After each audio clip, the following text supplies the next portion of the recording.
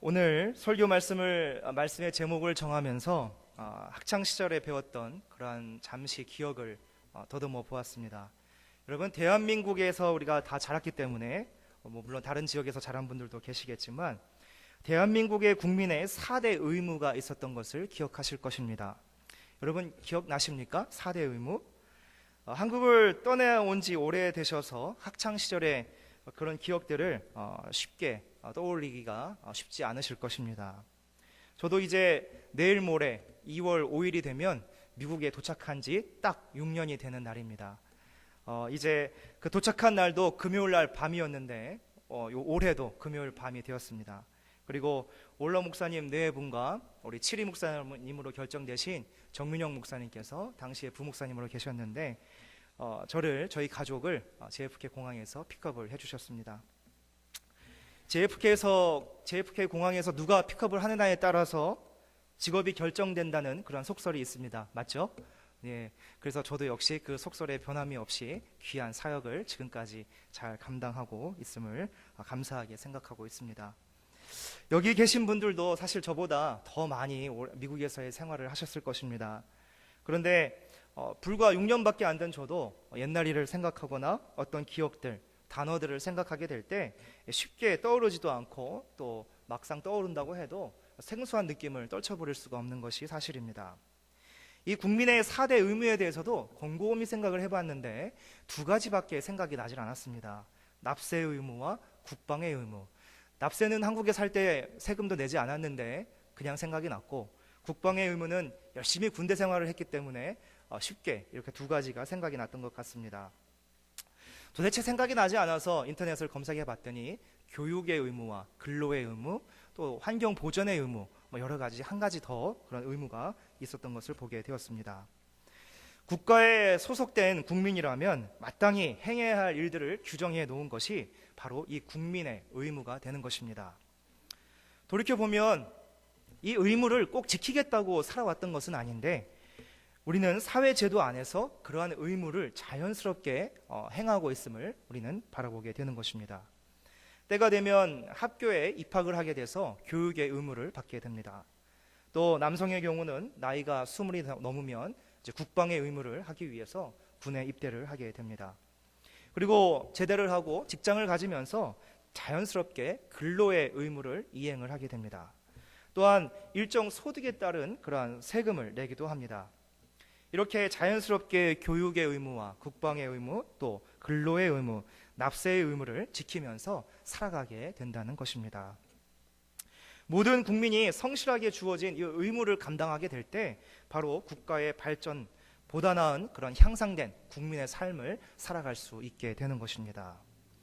오늘 제가 이렇게 말씀의 서두에서 의무에 대해서 말씀을 드리고 시작하는 이유가 있습니다. 바로 저도 여러분들도 바로 성도로 부름을 받은 자들이기 때문에 국가 안에 국민이 지켜야 할 의무가 있는 것과 같이 우리 성도들에게도 반드시 따르고 지켜야 할 의무가 있다라는 사실을 말씀드리기 위해서 서두에 이렇게 국민의 의무에 대해서 말씀을 드렸던 것입니다. 우리는 하나님 나라라는 표현을 자주 사용합니다. 또 우리는 하나님의 백성으로 불려지고 있습니다. 또한 우리는 교회 공동체 안에서 살아가고 있습니다. 공동체는 사회를 이루는 작은 단위가 되기 때문에 사회 안에서 마땅히 따르고 지켜야 할 의무와 규칙이 존재하는 것처럼 이 교회 안에서도, 교회 공동체 안에서도 지켜야 하고 따라야 할 것들이 있다는 사실을 우리는 잊어서는 안 될 것입니다. 오늘 사도 바울은 로마 교회의 성도들에게 그들이 마땅히 지키고 행해야 할 것들, 다시 말해서 성도에게 주어지는 그 의무에 대해서 설명하고 있음을 오늘 본문 가운데 찾아볼 수 있게 되는 것입니다. 우리가 오늘 이 본문을 구체적으로 살펴보기 전에 이 로마서에 대한 이해가 잠시 필요합니다. 이 사도 바울은 제3차 전도 여행 중에 고린도에서 로마 교회 성도들을 위해서 편지를 쓰게 됩니다. 바울의 서신서들 중 가운데 가장 구원의 복음이 체계적으로, 논리적으로 잘 설명되어 있는 그러한 말씀이 바로 이 로마서입니다. 로마에 있던 교회에는 바로 이방인들과 로마인들과 유대인들이 함께 신앙생활을 하고 있었습니다. 따라서 사도 바울은 예수 그리스도의 복음의 진리를 설명하면서 차별 없는 보편적 구원과 또 오직 믿음만으로 구원을 얻을 수 있다라는 그러한 진리에 대해서 설명을 하고 있게 되는 것입니다. 말씀과 삶의 일치를 주장했던 경건주의의 창시자 필립 스패너는 이렇게 로마서를 향해서 이렇게 말씀을 합니다. 성경 전체를 반지로 본다면 로마서는 그 가운데 박힌 보석이 되고, 특히 로마서 8장은 그 보석의 가장 빛나는 부분이다라고 말씀을 했습니다. 구약에서 시작된 이 메시아의 탄생이 원을 그리면서 반지 모양처럼 이제 신약에 이르러서 정점을 이루고, 그 구원의 복음의 설명을 바로 보석과 같은 빛나는 로마서로 설명을 하고 있는 것입니다. 그 보석 가운데 가장 빛나는 부분, 그 빛나는 부분이 바로 로마서 8장이다라고 경건주의 창시자 스패너는 말을 하게 되었던 것입니다. 작년 가을쯤에 새벽 기도회에서 이 로마서 강해를 한 적이 있었습니다. 말씀 한 장 한 장 바울이 전하고자 했던 메시지를 요약해서 말씀을 전할 때 사실 말씀을 준비하는 제가 더 큰 은혜를 받게 되었던 것입니다. 이 로마서 전반부에서는 사도 바울은 오직 성도의 구원은 하나님께서 베푸신 은혜라는 사실을 강조하고 있습니다. 따라서 로마서 1장부터 8장까지의 말씀은 바로 이 신층이 바로 믿음으로 구원을 얻을 수 있고 의로운 자가 될 수 있다는 것에 대한 설명이 되는 것이며, 9장부터 11장까지의 내용은 바로 이스라엘 백성에게 허락하신 구원이 그들의 영적인 교만과 무지로 인해서 이방인들에게로 옮겨진 사건에 대해서 사도 바울은 기록을 하고 있는 것을 보게 되는 것입니다. 이제 구원의 은혜가 이스라엘의 민족에만 국한된 것이 아니라 이제는 이방인에게까지 전해진 그 복음의 보편적인 구원에 대해서 설명을 하고 있는 것이 바로 이 11장까지의 말씀의 내용이 되는 것입니다. 그리고 오늘 본문 이 12장에서는 이제 구원의 문제를 넘어서서 거듭난 자, 즉 성도들이 마땅히 행해야 될 이 생활에 대한 권면을 주고 있는 말씀이 바로 오늘 함께 읽은 이 로마서 12장의 말씀이 되는 것입니다. 오늘 저는 이 본문의 말씀을 크게 세 가지로 구분을 해 보았습니다. 그리고 바로 성도들이 실천해야 될 의무가 여기에 있다라는 사실을 말씀드리려고 하는 것입니다. 첫 번째 의무는 바로 12장 1절부터 2절까지의 말씀에 나타난 하나님께 대한 의무라는 사실입니다. 두 번째 부분은 3절부터 8절까지 이어지는 그런 말씀 가운데 바로 성도가 교회를 향한 의무에 대해서 설명을 하고 있는 것입니다. 세 번째 부분은 9절부터 13절까지의 말씀인데 그것은 바로 이웃 사랑에 관한 의무에 대해서 설명을 하고 있는 것입니다. 성도에게는 이렇듯 하나님께 대하여, 교회에 대하여, 그리고 이웃에 대하여 마땅히 지켜야 할 의무가 있다라는 사실을 우리는 오늘 본문 가운데서 깨달을 수 있게 되는 것입니다. 우리가 너무나도 잘 알고 있는 말씀이지만 이 말씀이 우리의 신앙생활에 가장 근간이 되고 기초가 되어야 할 줄로 믿습니다. 따라서 이 말씀을 붙잡고 하나님의 뜻을 분별하는 새로운 삶이 우리의 신앙생활에 날마다 계속 이어지기를 간절히 바라는 것입니다. 따라서 이제는 하나님께 대한 성도의 의무는 어떤 것인지 구체적으로 살펴보도록 하겠습니다. 이 바울은 로마서 교회 성도들을 향하여서 거룩한 산 제물이 되라라고 말씀을 하고 있습니다. 이 로마 교회 성도들의 출신의 배경은 서로 다 달랐습니다. 삶의 방식도 달랐고 그들이 가지고 있는 문화도 달랐기 때문에 교회 공동체 안에서 하나 되기 위한 방법은 오직 하나님께 예배하는 일로서 하나 될 수밖에 없었다는 사실입니다. 따라서 바울은 여기서 예배하는 자의 모습이 어떠해야 하는지에 대해서 설명을 하고 있는 것을 보게 됩니다. 예배하는 자, 즉 영으로 하나님께 예배하는 자의 모습, 바로 거룩한 자가 되어 하나님 앞에 영적인 예배를 드려야 한다라는 사실을 강조하고 있습니다. 그리스도인들에게는 세상의 유혹이 수없이 다가오고 있습니다. 다시 말하면 인간의 육신은 죄성 가운데 죄의 자리로부터 유혹을 받을 수밖에 없게 되기 때문에 우리의 삶을 돌이켜보면 음주 문화라든가 음란의 문화라든가 소유의 욕심이라든가 이기적인 행동이라든가 여러 가지 타락한 세상의 문화가 우리 곁에 쉽게 다가올 수밖에 없다라는 사실입니다. 따라서 그러한 문화 가운데 우리 그리스도인들이 그것을 이기기는 참으로 쉽지 않은 일이 될 것입니다. 그렇기 때문에 사도 바울은 우리의 육신을 구별하여서 하나님이 기뻐하시는 산제사, 즉 구별되어 깨끗한 몸으로 하나님 앞에 나아갈 것을 요구하고 있는 것입니다. 그것이 선행된 후에 하나님께 예배하는 자로서 나아가 예배하라는 그러한 강조를 하고 있게 되는 것입니다. 하나님께 거룩한 산제사를 드리기 위해서는 자기 스스로 세상과 구별되어지는 노력을 매우 많이 해야 합니다. 정결케 되려는 그러한 노력이 자신 스스로에게 있어야 하는 것입니다. 사도 바울은 디모데에게 보내는 편지에서 하나님의 말씀과 기도로 거룩하여질 수 있다라고 말씀을 했습니다. 바울의 겉면, 오늘 거룩한 산 제물을 반대로 표현하자면 이런 표현이 될 것입니다. 죄의 유혹을 이기지 못하고 살다가 예배하는 자리에 잠시 잠깐 나와서 하나님을 찾는 자들, 바로 더러운 죽은 제물, 바로 껍데기 제물이라고 표현할 수 있게 될 것입니다. 성도는 하나님께 예배해야 되는 의무가 있습니다.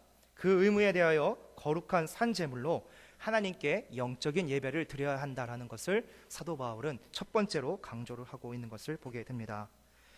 또한 요한복음 4장 23절에서는 이렇게 말씀을 합니다. 아버지께 참되게 예배하는 자들은 영과 진리로 예배할 때가 오나니 곧 이때라. 아버지께서는 자기에게 이렇게 예배하는 자를 찾으시느니라 라고 말씀을 하고 있습니다. 하나님은 예배하는 자를 찾으시는데 바로 성령과 늘 동행했던 자를 찾으시는 것이고, 또 진리, 곧 세상 가운데서 예수님의 말씀을 따르려고 무단히 애를 쓰고 수고한 자들, 그들의 예배를 받으시기 위해서 그들을 찾으신다라는 말씀을 우리는 잊어서는 안 될 것입니다. 하나님을 향한 성도의 의무, 바로 거룩한 예배자로 세워져야 한다라는 사실을 여러분들 꼭 기억하시기를 바랍니다. 이 시간 우리 옆 사람과 함께 인사를 한번 해보도록 하겠습니다. 거룩한 예배자가 됩시다. 한번 인사해보도록 하겠습니다. 거룩한 예배자가 됩시다. 네, 거룩한 예배자가 됩시다. 앞으로 2번 인사 더 할 기회가 있습니다. 잘 기억하시고요. 이제 하나님은 이렇게 거룩한 예배자를 찾으시는 분이시라는 것을 우리는 알기 때문에 내 스스로 정결하게 되고 내 스스로 구별되어지는 삶을 살기 위해서 무단히 노력하시는 저와 여러분의 신앙생활이 되시기를 바라는 것입니다. 두 번째 성도의 의무는 바로 이제 하나님께 대한 의무가 첫 번째였다면 두 번째 성도의 의무는 교회에 대한 의무라는 사실입니다. 우리 5절 말씀을 함께 읽어보도록 하겠습니다. 5절 말씀입니다. 5절 말씀 함께 읽겠습니다. 시작. 이와 같이 우리 많은 사람이 그리스도 안에서 한 몸이 되어 서로 지체가 되었느니라. 아멘. 바울이 로마의 교회 성도들에게 향한 이 두 번째 메시지는 바로 교회 안에서 한 지체가 되었음을 기억하라라는 사실입니다. 에베소 4장 16절 말씀에 보면 바울은 에베소에 있는 교회 성도들을 향해서도 이러한 같은 말씀을 전했습니다. 예수 그리스도의 몸이며 또한 그 몸에서 각 마디를 통해서 도움을 받아 연결되고 지체의 분량대로 역사하여 그 몸이 자라며 그 사랑 안에서 스스로 자라간다라는 말씀을 전했던 것입니다. 하나님께서는 우리 성도들에게 주신 각자의 은사가 있습니다. 성도들은 그 받은 은사를 가지고 서로 연합하고 또 하나가 되어서 그리스도의 몸인 이 교회를 온전히 성장시키는 일에 힘써야 한다는 사실을 우리는 알 수 있게 되는 것입니다. 그러나 가끔 우리가 성도들 가운데 가끔 이러한 일도 경험을 하게 됩니다. 받은 은사를 특권으로 여기는 경우가 있습니다. 그래서 그것을 자랑하는 경우도 있고 한 몸이 되고자 노력하기보다는 어떤 분열과 분쟁에 다툼에 앞장서서 나서려고 하는 자들도 있음을 바라보게 되는 것입니다. 한 몸을 이루어 가라라는 그 말씀에도 불구하고 목소리를 높이고 자신의 뜻을 관철시키기 위해서 결코 그렇게 행하는 일들은 결코 하나님의 뜻이 아니라는 사실을 우리는 기억해야 되는 것입니다. 바울은 3절에서 마땅히 생각할 그 이상의 생각을 품지 말고 오직 각 사람에게 나눠준 믿음의 분량대로 지혜롭게 생각하라 라고 권면을 하고 있습니다. 우리에게는 지혜가 필요합니다. 사도 바울이 말하는 이 지혜는 내가 있는 자리에서 나에게 주신 은사가 무엇인지 또 나에게 주신 사명에 맞는 그러한 생각과 행동을 하는 것임을 여러분들을 결코 잊어서는 안 될 것입니다. 그 이상도 그 이하도 아니라 나에게 주신 은혜에 따라서 내가 겸손히 직분을 수행하는 것이 바로 하나님께로부터 지혜를 공급받아서 우리가 교회 안에서 이루어갈 일이라는 사실을 잊어서는 결코 안 될 것입니다. 그런 지혜가 하나님으로부터 우리가 공급받아서 이 아름다운 교회를 온전히 하나 되어서 한 몸을 이루는 일에 우리가 힘쓸 수 있는 그런 저와 여러분의 모습이 되시기를 바랍니다. 이번에는 여러분 이렇게 한번 인사를 해보겠습니다. 지혜롭게 생각하여 한 몸이 됩시다. 시작. 지혜롭게 생각하여 한 몸이 됩시다. 네, 감사합니다. 한 몸이 되어야 할 것입니다. 하나님이 주시는 지혜로 온전한 교회를 이루어 가시는 일에 은사대로 한 몸으로 여러 가지로 우리 아름다운 모습으로 섬기시는 저와 여러분들의 모습이 되기를 바라겠습니다. 내게 주신 은사를 가지고 교회 안에서 즐겁게 봉사와 헌신을 하면서 조금은 다르더라도 서로 이해를 해주면서 내 생각이 앞서지 않는 하나님이 주신 지혜를 가지고 그 이상도 그 이하도 아닌 적정한 선에서 우리가 함께 연합하여서 한 몸을 이루어가는 그러한 성도들의 모습이 되시기를 축원해 드립니다. 이 세 번째 성도의 의무는 이제 이웃 사랑에 관한 의무에 대해서 설명을 하고 있습니다. 좀 전에도 말씀을 드렸지만 이 로마 교회 성도들의 출신의 배경은 서로 다른 그러한 배경들이 있습니다. 따라서 그들이 한 곳에 모여서 하나님께 예배하는 일에는 결코 쉽지 않았을 것입니다. 그러한 상황을 이미 알고 있던 바울은 이 성도들 간의 화합과 세상의 이웃들을 향한 참 그리스도인의 모습을 나타내 보이라고 설명을 하고 있습니다. 9절 이하에 나타나는 말씀 중에서 중요한 몇 가지 단어를 한번 살펴보도록 하겠습니다. 단어들만 발췌해 본다면 사랑, 우애, 존경, 부지런함, 열심, 소망과 즐거움, 인내와 기도, 공급과 손대접입니다. 그런데 이렇게 우리가 이웃 사랑에 관한 실천에 대한 내용들을 살펴보는 가운데 가장 중요한 진리가 한 가지 있음을 10절 말씀 가운데서 살펴볼 수 있게 되는 것입니다. 10절 말씀에 가장 중요한 진리가 있는데 그것은 서로 사랑하고 우애하고 존경하기는 그러한 자세를 가지라는 말보다는 더 중요한 것은 바로 그것들을 서로 먼저 하라라는 사실입니다. 사도 요한은 요한일서 4장 19절에서 이렇게 말씀을 합니다. 우리가 사랑함은 그가 먼저 우리를 사랑함이라. 먼저 사랑하는 자, 누구를 닮은 자입니까? 내가 먼저 사랑할 수 있는 자는 바로 예수 그리스도를 닮은 자임을 여러분들 기억하시기를 바랍니다. 예수님이 우리를 먼저 사랑하셨기 때문에 우리가 서로 사랑하는 것이 마땅하고 또한 바울의 말씀처럼 우리가 서로 먼저 행하는 일에 앞장서야 한다는 사실입니다. 인간적인 생각을 한다면 저 사람은 그랬는데 왜 내가 먼저 그래야 되지? 라고 생각을 할 수 있게 됩니다. 그러나 예수님을 닮은 그리스도인은 저 사람은 그랬지만 나는 저 사람을 이해하고 포용할 수 있다라는 마음이 안에 자리 잡게 된다는 사실입니다. 사실 쉽지 않습니다.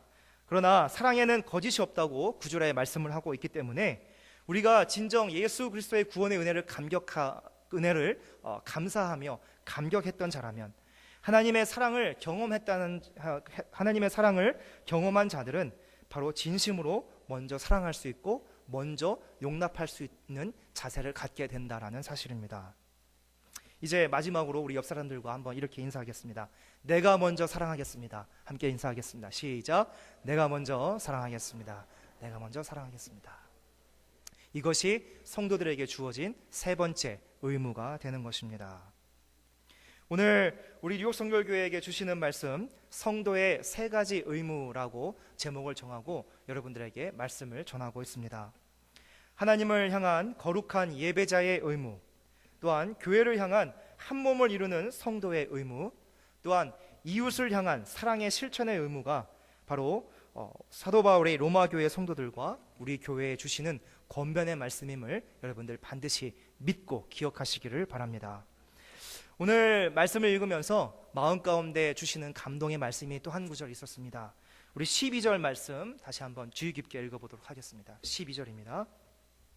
시작. 소망 중에 즐거워하며 환난 중에 참으며 기도에 항상 힘쓰며. 아멘. 성도의 세 가지 의무뿐만이 아니라 우리가 함께 깊이 묵상해야 할 말씀이 바로 이 말씀인 것 같습니다. 성도에게는 소유한 영생을 누릴 그러한 소망이 있습니다. 따라서 하늘나라를 유업으로 받을 소망이 있기 때문에 우리에게 주어진 의무가 무거운 십자가가 아니라 기꺼이 감당하고 기쁨으로 감사함으로 감당할 수 있는 일이 된다는 사실을 잊어서는 안 되는 것입니다. 소망이 있기 때문에 즐거워하며 이 땅에서 하나님이 주신 교회와 이웃을 섬길 수 있는 그러한 우리의 삶의 자세가 되어야 한다는 사실입니다. 여러분, 소망을 가지고 즐거워하실 수 있기를 이 시간에 간절히 축원해 드립니다. 그것이 하나님께서 주신 영생이 우리에게 있기 때문입니다. 계속해서 바울은 두 번째로는 환난 중에 참으라라고 권면의 말씀을 주고 있습니다. 왜냐하면 우리는 하나님의 뜻과 섭리를 그 즉시 깨닫지 못하기 때문에 우리는 훗날에 가서 비로소 돌이켜 봤을 때 그것이 하나님의 뜻이고 하나님의 섭리였다라는 것을 나중에서야 비로소 깨닫게 되는 것입니다. 그때 그러한 일들이 다 하나님의 뜻이었구나, 나중에 돼서야 그 섭리와 그 하나님의 뜻을 깨달을 수 있고 또한 고백을 하게 되는 것입니다. 순간을 참지 못하여서 인간적인 행동이 앞서고 인간적인 생각이 앞서면 반드시 그런 자들에게는 후회만이 찾아올 수밖에 없다라는 사실입니다. 환난 중에 참으라 하는 이 말씀이 오늘 저와 또한 우리 교회에 주시는 귀한 말씀임을 여러분들 기억하시기를 바랍니다. 그리고 기도에 항상 힘쓰라고 사도 바울은 권면을 하고 있습니다. 여러분, 기도할 때 하나님의 뜻을 깨달을 수가 있습니다. 기도할 때에 우리가 하나님께 주권을 내어드리고 하나님의 주권을 인정해 드릴 수 있게 되는 것입니다. 따라서 우리가 기도할 때 하나님의 선하시고 기뻐하시고 온전하신 뜻이 무엇인지 분별할 수 있는 지혜가 우리에게 있게 된다는 사실입니다. 따라서 우리가 항상 기도하는 일에 힘쓰고 어려운 시기가 있다 할지라도 마음을 합하여서 기도를 통하여서 이 어려운 시기를 잘 이겨나갈 수 있는 저와 여러분들의 신앙생활 되시기를 바랍니다. 말씀을 요약하겠습니다. 성도에게 주어진 세 가지 의무가 있습니다. 여러분들 반드시 기억하시기를 바랍니다. 첫 번째 의무는 거룩한 예배자가 되라는 사실입니다. 또한 두 번째 의무는 받은 은사대로 한 몸이 되어서 교회를 온전히 세우라는 그러한 의무입니다. 세 번째는 먼저 서로 사랑하라라는 그러한 의무가 되는 것입니다. 오늘 우리 뉴욕성결교회에 더 크신 축복을 준비하신 여호와 일의 하나님을 기억하시기를 바랍니다. 그렇게 소망을 가지시면서 인내하는 가운데 기도하면서 하나님의 뜻에 순종하는 저와 여러분들의 신앙생활 되시기를 이 시간에 간절히 축원해 드립니다. 기도하시겠습니다.